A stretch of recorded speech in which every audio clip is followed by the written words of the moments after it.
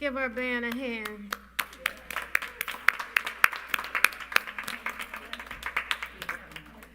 Good morning, Unity of Oak Park. Good morning. Happy Sunday. Happy Sunday. Can we turn around to our online audience and say good morning? Good morning. Thank you so much to everyone for joining us today. My name is Janine, and a great way to captivate your heart and capture our world at Unity of Oak Park is to be engaged by signing up to receive our newsletter so that you can receive all the highlights and happenings of UOP. Here are a couple to check out. Bingo Game Night will be held on Friday, September 6th at 6 p.m. Come one, come all. Invite a friend and join us for a fun night that is a fundraiser for the Unity Choir. Yoga class for strength, flexibility, and inner peace will be held on Saturday, September 7th from 10 to 11:30 a.m., led by yoga teacher and Unity Choir member Alima Belcones. The Energy of Emotion workshop will be held on Sunday, September 15th after service at 11:30 a.m., facilitated by Lillian Flowers. Join us as we explore and experiment with the power of our emotions and uncover how doing so can lead to greater happiness. At this time, I'd like to call up our illustrious Scott Buchanan and the Gala team for a special announcement.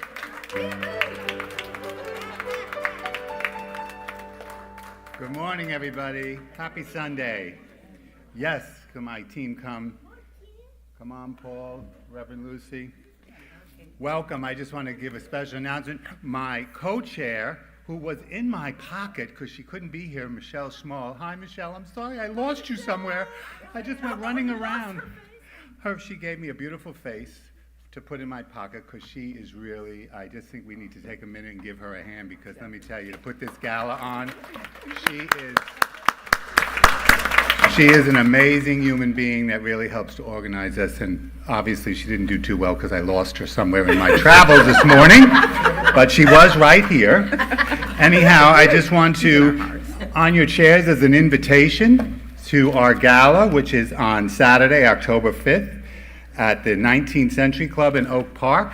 It's an evening of dinner, sit-down dinner, dancing, music, and of course, wonderful gifts and things we can auction, all to help Unity of Oak Park. So inside you can see the event highlights. We're going to have our beautiful signature cocktail. We're going to have a silent auction, split the pot cash raffle. This year we're going to have a wine pull, which is $20 per cork. So you give $20, you can pull a wine out. Could be up to a $50 or $60 bottle of wine that you're pulling. We're going to have past hors d'oeuvres, a seated dinner, live auction with lots of great prizes, and we're also going to be dancing the night away to both Juan Lorenz's band as well as our DJ that has been with us for the last 3 years. So we are all looking forward to that. I'd just like to see if Paul or Reverend Lucy need to say anything about the ticket sales, which will be going on right outside here. If you buy your tickets between now and next Sunday, you get a chance to be in a raffle for Night on the Town. And a Night on the Town is a $200 gift card to the Gage Restaurant and a 5-hour limo service. Thank you very much for your donations. If you buy it early, so if you buy within the next 2 weeks, you can buy a table of 10 for $1,100, or a ticket is $125. So please come see us afterwards and get information or buy your tables early. We look forward to seeing everybody, dancing with everybody, celebrating with everybody, and really being love in action. So thank you. Good job.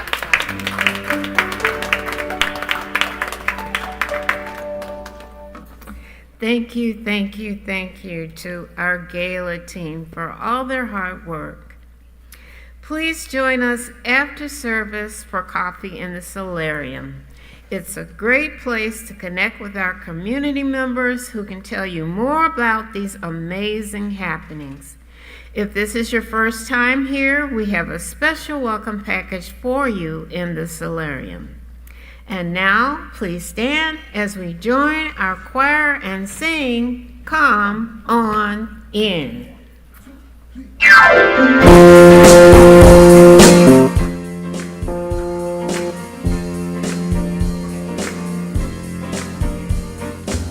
Standing outside the door of love and mercy, you wonder if there's a place there for you.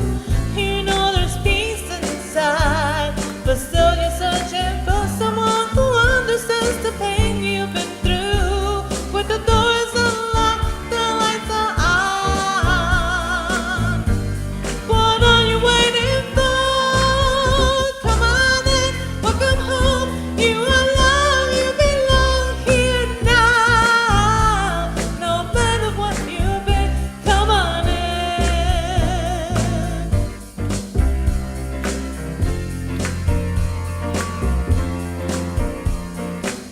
You find a place of rest in the arm of spirit. God's word is so long for your homecoming day. God knows the peace you seek and hurt your feelings. Spirit wants to hold you and to wipe your tears away. With the Father waits with open arms. God is calling out your name. Come on in, welcome home. You are loved, you belong here now. No matter what you've been, come on in. There is room enough in the house of love for someone just like you. Come on in, welcome home. You are loved, you belong here now. No matter what you've been, come on in and welcome home. You are loved, you belong here now. No matter what you've been, come on in and welcome home. You are loved, you belong here now. No matter what you've been, come on in.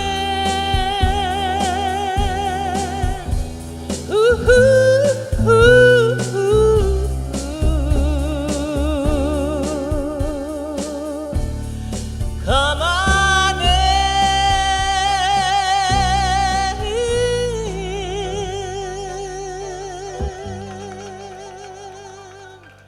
Welcome home, everyone. Happy Sunday.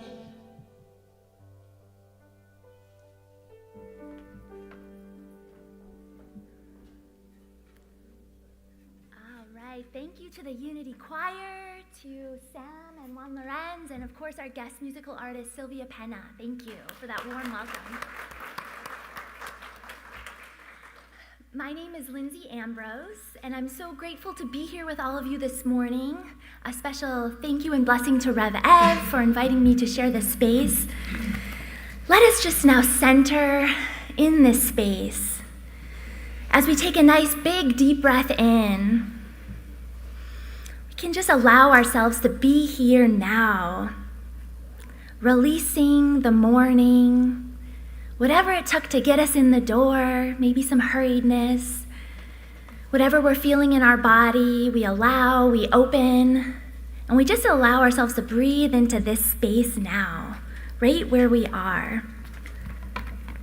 For we know right here, right now is God, God's presence, power. We let that light in our hearts, light in our mind, light in the wholeness of our being fill us, fuel us. We breathe into that and just say thanks. And as we feel that warmth in our hearts, we open our eyes, say thanks for this time that we get to share together as we bless the message, bless the community. And with that, let us now prepare for our daily word with Cabrini.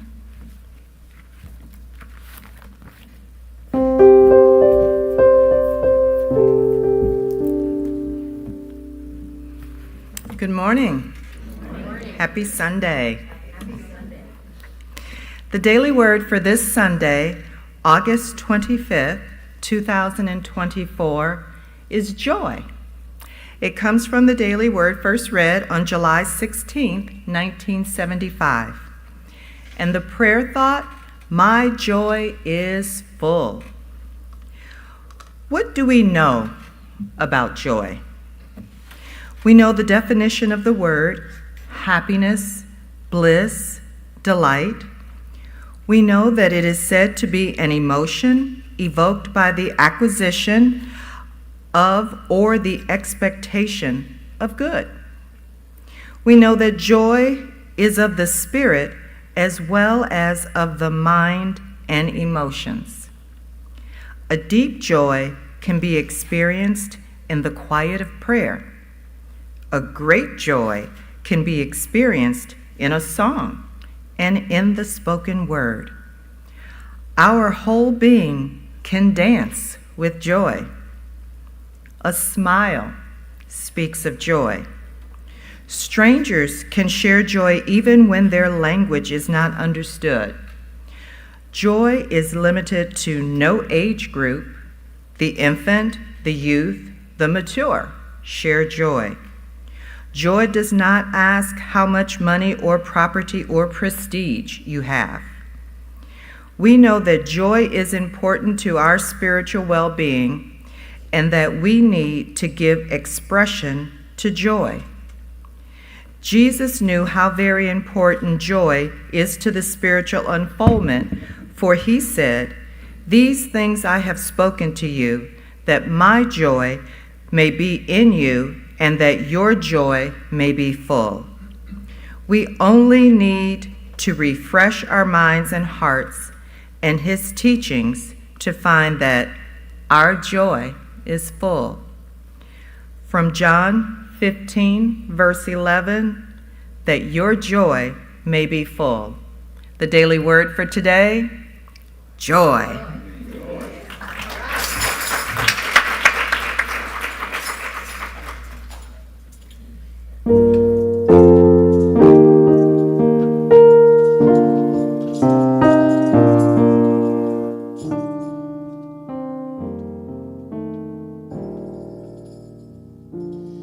I have faith, I pray faith, I choose faith, I am faith, I have faith, I pray faith, I choose faith, I am faith, I have hope, I pray hope, I choose hope, I am hope, I have hope, I pray hope, I choose hope, I am hope. When I trust and I let go, I know all is well. When I trust and I let go, I know all is well.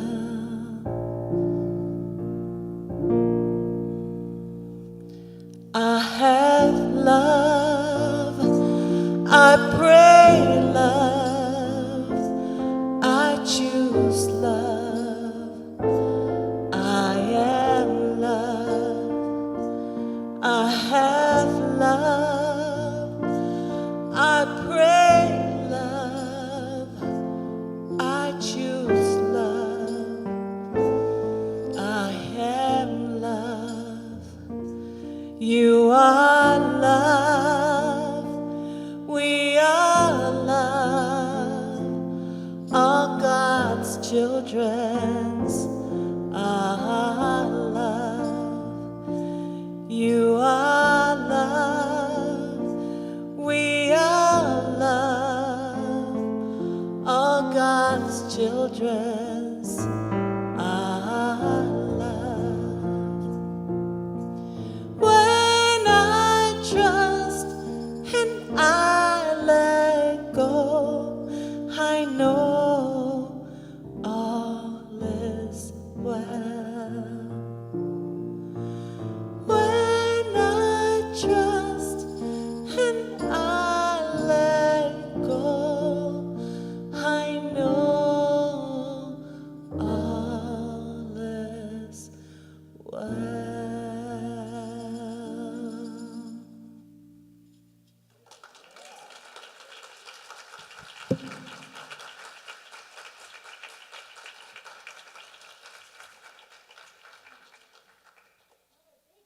Sylvia, for sharing your musical gift with us. Thank you. Beautiful.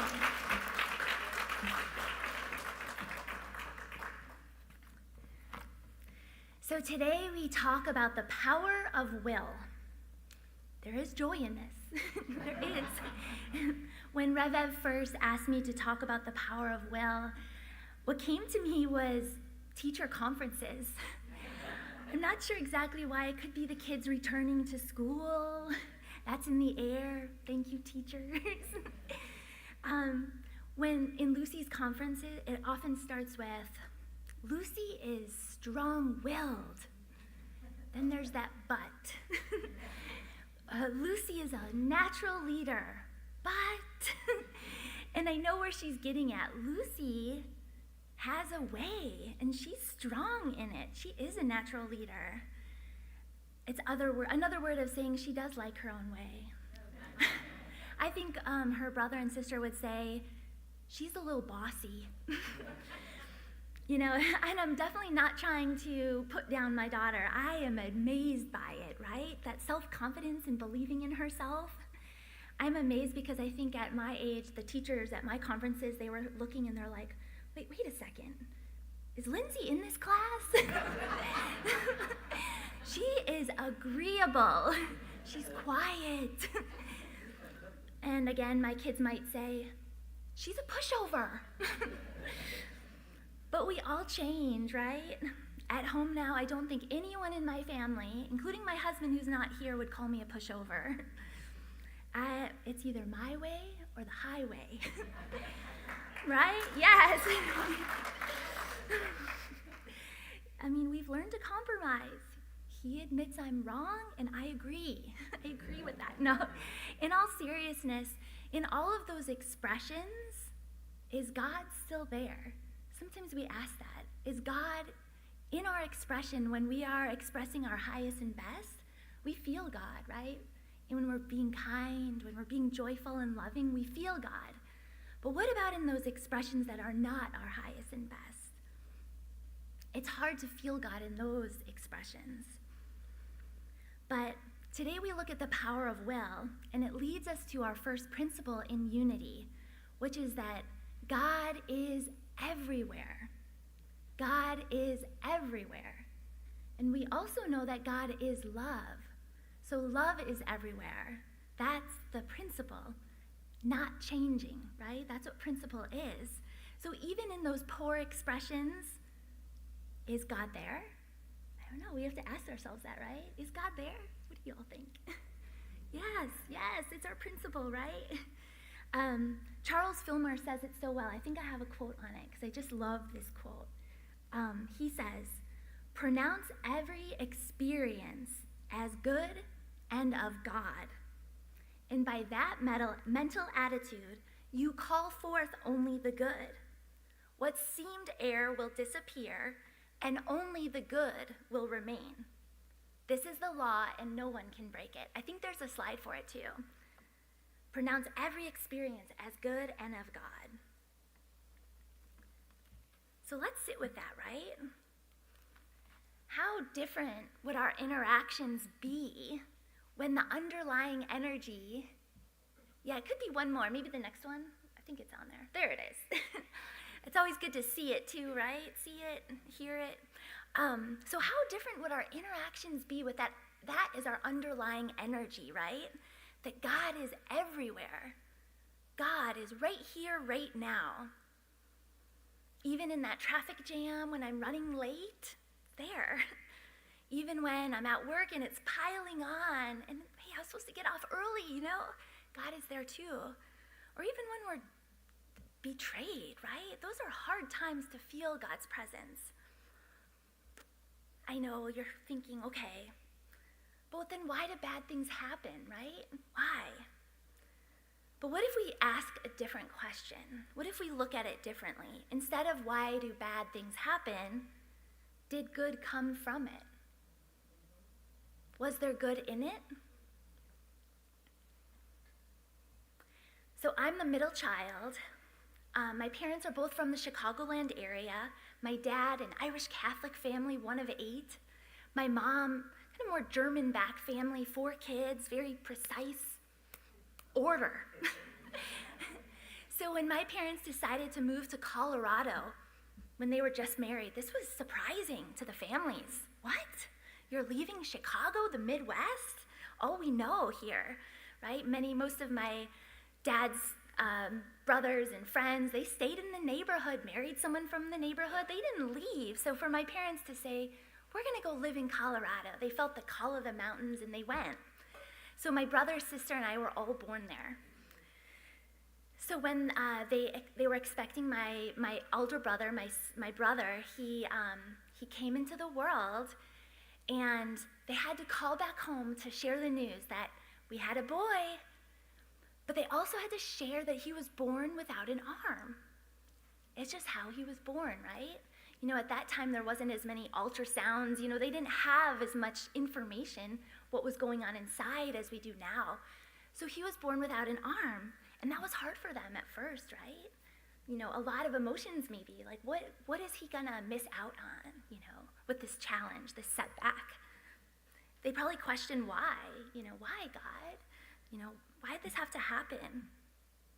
But it wasn't anything they did, it wasn't anything that they did or didn't do. It wasn't anything actually genetic, it just happens sometimes. So he has a prosthetic, that's how it is. So they made a choice to never let it get in his way, right? And it hasn't. You would never know. He played sports just like my sister and I. He learned to write. It's his right arm, and so when you look at his handwriting, you might question whether he was meant to be a righty, because that handwriting, but you know, he learned to type, he learned to do all the things, right? Just recently, we were actually out with some friends from here, and my brother and his family came. He has 3 kids, and after, you know, some of my friends were around, and after, when my friend goes up to me and she goes, "What happened to your brother?" And I'm thinking, oh my gosh, I don't know. What happened? And then she goes, well, his arm. And I'm like, oh, right. He was born that way. He was born that way, right? We all have these things, right? I love this quote by Wayne Dyer. It's, when we change the way we look at things, things change. So my parents never took that disadvantage and saw him differently. So we still don't see it differently, so much so that I'm surprised when people ask. I just don't see it. What I found is that people live up to the way you treat them, right?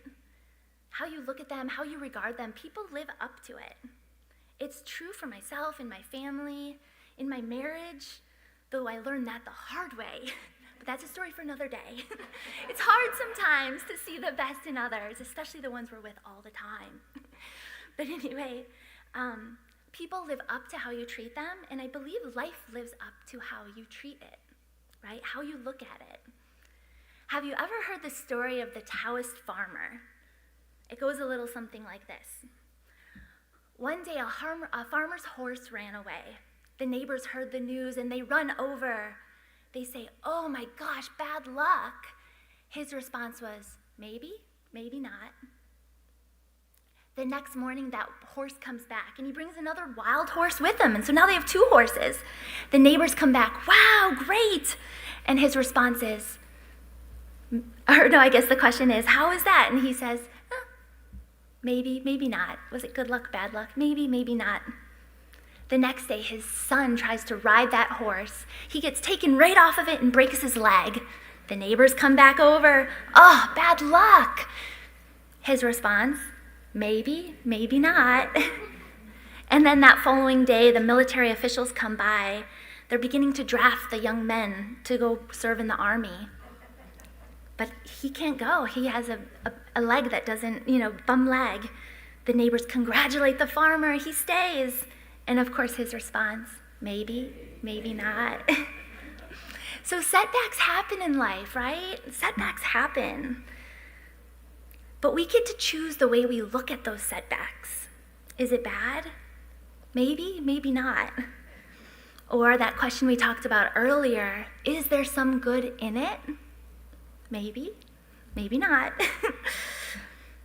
I know it's not always easy, right? Especially when the situation is very tough and challenging. You've been betrayed. These horrible things can happen. But how do we move through them, right? We're going to talk a little bit more about that, but I think one thing that I see is when I'm asking different questions about what's happening, it's like, well, hurt people, right? And I can attest to that. We don't hurt people when we're feeling good inside, right? I mean, just this morning, I'm trying to get us out the door. I'm like, I have to be on time. And I'm not my best when I'm stressed, right? But, I realize, like, being that overbearing person at that moment, I don't like being that person. None of us do. We don't like hurting people. We don't like that feeling. But we're not here to remove the discomfort. We're not here to remove the hard things, because that's part of our learning process, right? It is. Builds resilience. It's a call to take action, right? When we're feeling something inside that is very upsetting, it's a call to action. What needs to happen, right? That's where we can take a time to ask a new question, right? We can choose to get curious about that energy that's coming up, right? Emotions are energy in motion. I love that, right? They're meant to move through us. We can notice, and then we can get curious about it. So in that moment, I did make a different choice. I said, how does it feel to feel this tense in my body right now? It doesn't feel good. I asked that question. And as I asked the question, I could take a breath. It doesn't feel good, and I'm not productive. This is not productive at all to be in this place. But sometimes it feels good, right? We might find ourselves wallowing in that discomfort, that pain, that anger, because maybe there's a comfort in that. But it doesn't help us to stay there. It doesn't help the people we're with. Like the farmer, we can kind of get curious about it. We can ask a different question. With anger, what caused that reaction? How could I respond differently next time it comes up? With jealousy, some of those low energy emotions, jealousy, it's like, where do I feel it in my body, right? You can ask a question, and it gets that energy moving again, that emotion moving back to how it's meant to be. In Gestalt theory, they say anxiety is excitement without breath. Wow, something to think about. It takes a minute to think about that, but that means that same mechanisms that produce excitement also produce fear, right? And so what if you breathe through it, right? It can transform it. You're transforming the energy of it. Can I breathe through this? That's one of the questions you could work with, right? Just nice breath. You feel it in your body. So something helps me too when I'm in that more dark, uncomfortable place and feeling triggered. Sometimes it's like a cloud, right? You can't see through it. I like to remind myself that it's uncomfortable because it's not natural for us. That's not our natural state, right? And we may question that at times and question it in others. But when we go back to that principle, our first principle is that God is present everywhere in all expressions. And back to the will, so right in our lovely, one of the first things I do when I'm working with different words is our revealing word, because it goes through the words and you look at the root of it and what it means metaphysically in unity terms. And so power of will is our ability to choose, right? We all have an ability. The power of will is that point in our brains for making choice, making decisions. It's within all of us. It's how action happens, right? So we have that going on, but there's also divine will, right? So what is divine will? That is the good, the present, the ever-present love, right? Unity principle 1, that is present. So that helps me work with that, I come from light. Therefore, the darkness is unsettling. That's not my natural state. I come from love, so fear is uncomfortable. If I'm feeling uncomfortable, that's not my essence. That's not me. And because I come from wholeness, pain is not natural either. It's a signal. I'm meant to listen to it, but I don't need to stay there because I know by principle, God is good. God is love, everywhere present. So it's not our nature to suffer, right? Otherwise, suffering would feel more natural. It would feel better. The truth of our nature, light, love, wholeness. So the Apostle Paul began his life as a persecutor of Christians, right? He was against everything Jesus believed in, everything we believe in. He acted from that power of will with zeal against that truth, against that light and love that we know as our principle. However, he made a conversion. Jesus revealed himself to him as Jesus does. And so he realized that his zeal, his power of will, the choices he was making was misdirected. He realized that from that moment on, he could make a different choice, right? So he began to use that zeal, that iron will, that power in a different direction. He used it in alignment to the good, the God, and he began preaching it because he knew it, because he knew the opposite of it and how it felt. He acknowledged his limitations, right? He acknowledged it, and he knew that his human strength was not enough. It was insufficient. He said in Romans 7:18, "O wretched man that I am, who shall deliver me from the body of this death?" So, right, we get stuck in that, right? Sometimes our will can be misguided, but God is there as principle, always, right? God would deliver him. God would show him the way. And God does that right here, right now, wherever we are. God's grace is there. Whatever choices we made in the past, we can pause, use our will in a different way, just as Paul did. He wrote to the Philippians, "For it is God which works in you, both to will and to do of his good." Both to will and to do of his good.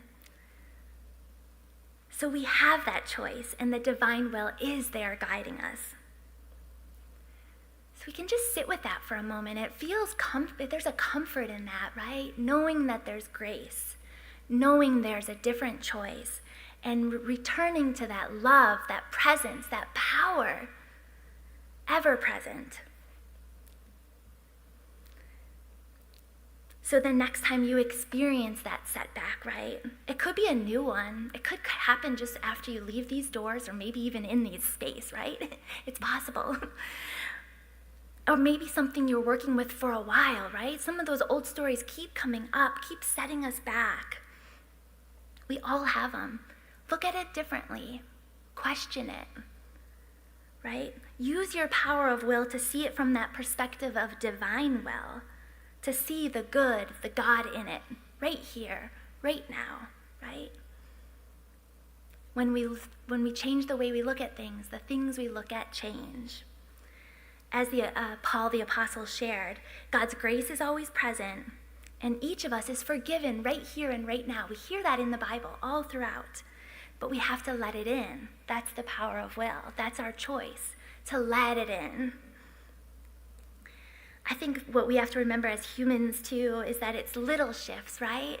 Little shifts, little changes make a big impact over time, right? Things, small improvements consistently can make extraordinary outcomes. And that's how we give ourselves grace, remembering that. But I do believe, and each of us has that choice by choice, moment by moment, we can choose love, choose to see the good, the God, in ourselves, in others, in the circumstances that are coming up, in our experiences. Last week, Rev ended his talk by talking about the storybook, The Little Engine That Could, right? I think I can, right? Those words we say to ourselves matter. But today, I'd love to end with, I can and I will, right? We got to bring in that power of will, because we know we have that power to choose, and we know that divine will guides us, reminds us to pronounce the good, the God, right here and now. So let's say it together. I can and I will. And so it is.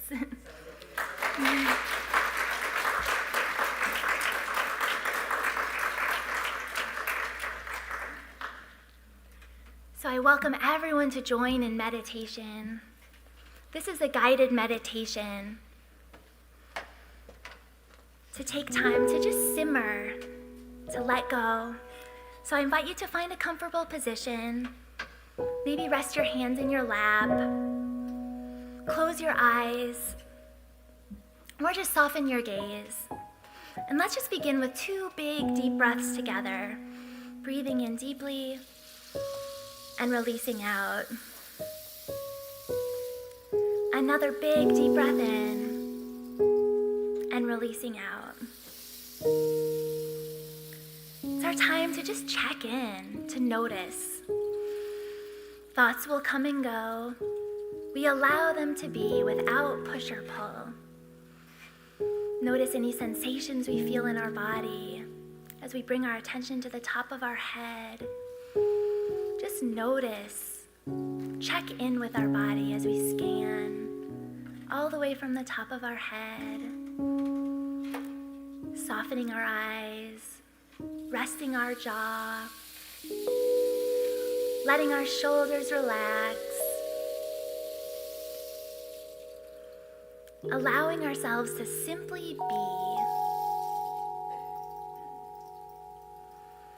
Can release anything that doesn't serve us with each deep breath in, breathing in that presence, that ease, breathing out anything that doesn't serve us right here, right now.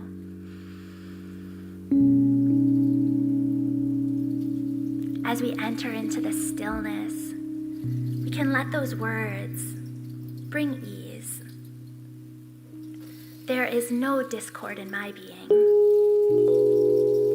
Being is peace and ease. May I be at peace. May I be love. May I enjoy.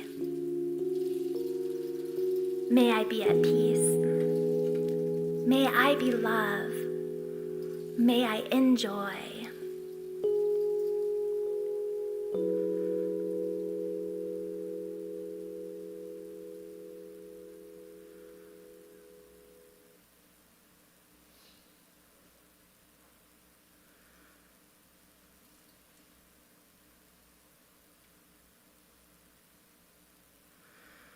And as we just settle into that space, settle into our breath, the natural flow, we bring our attention to heart center. We allow that love and light to fill and fuel our whole body as we affirm that God is everywhere, in my being, in my presence, and all is well. Take another big deep breath in and just notice how you feel. Extend gratitude to yourself for taking this time for you. And as we bring our attention back to this room, back to the sounds, back to the space, we might bring a little movement back into our body, extending thanks for that gift of movement, that gift of flow that we feel. We let a smile grace our face as we open our eyes.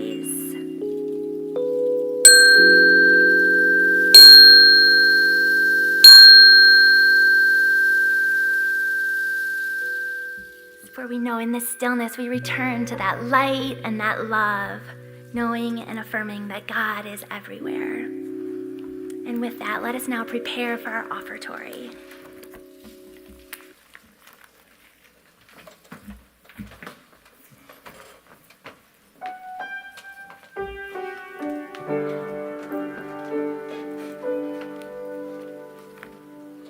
Good morning. My name is Regina Conway Phillips, and I'm on the Board of Trustees leadership team. Unity of Oak Park is a self-funded spiritual community.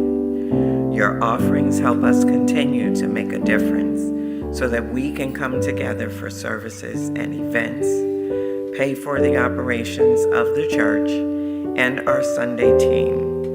Know your contributions matter to keep our community and dreams alive. There are many ways to give.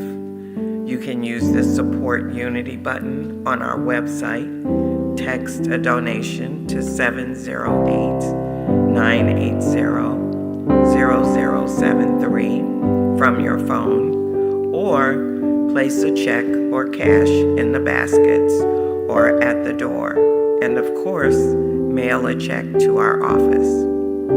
We are so grateful for your financial contributions, in addition to your donations of time and talent, which allow our ministry's mission to grow and thrive.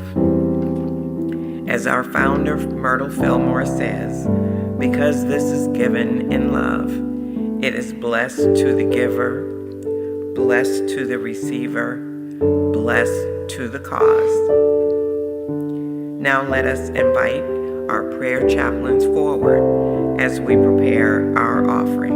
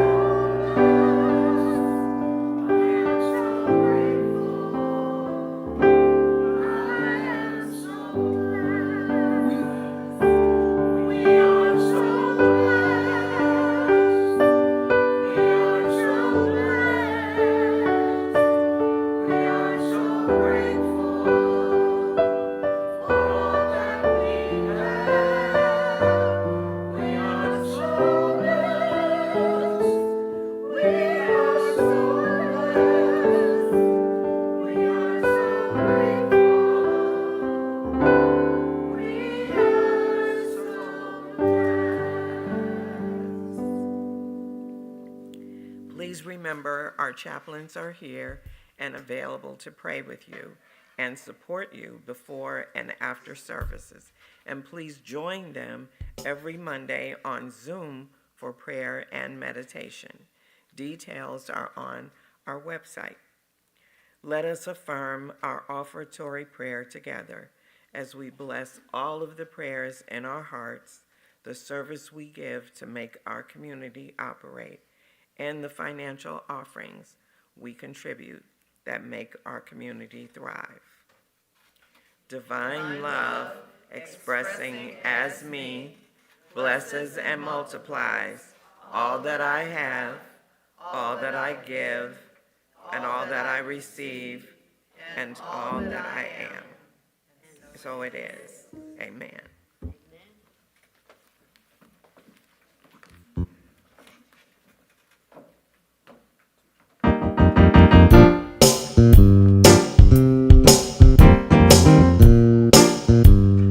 Come on, I need everybody. Everybody standing up, okay?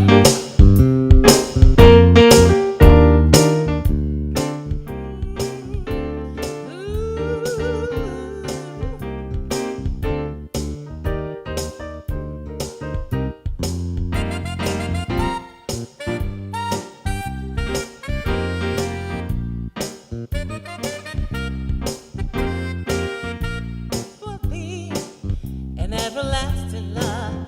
This will be the one I waited for. This will be the first time anyone has loved me. I'm so glad I found it in time, and I'm so glad that rectified my mind. This will be an everlasting love for me.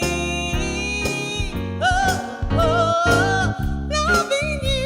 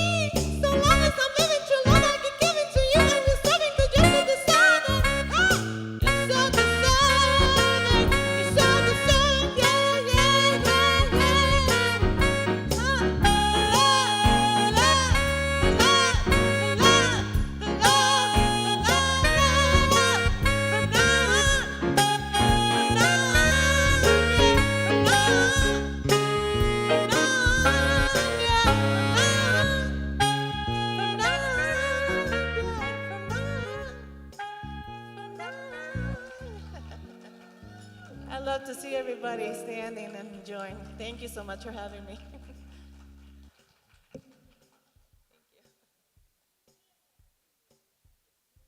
Right. Woo, thank you so much. That was so fun. Yeah. Okay. So let's now take a moment to bless the youth. Bless Chris, our youth leaders, Chris, Manvel, and Baba Tony, as we gather together to do the prayer of protection. The light of God surrounds us. The love of God enfolds us. The power of God protects us.